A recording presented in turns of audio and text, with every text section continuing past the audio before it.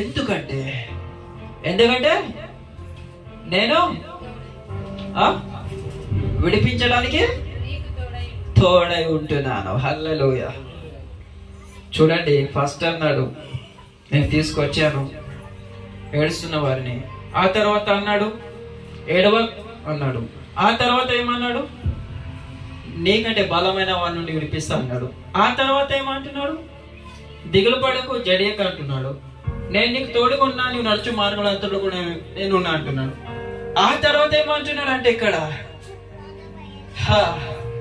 ఇంత చెప్పినా కూడా నువ్వు నమ్మతలేవా బిడ్డ? ఎందుకు బిడ్డ వానికి చూసి భయపడతావు? నువ్వు నీకు పట్టిన వానికి చూసి ఎందుకు భయపడతావు బిడ్డ? ఎందుకు భయపడతావు? హల్లెలూయా. నేను నీకు తోడుకున్నాను. దేవునికి మహిమ కలుగును గాక.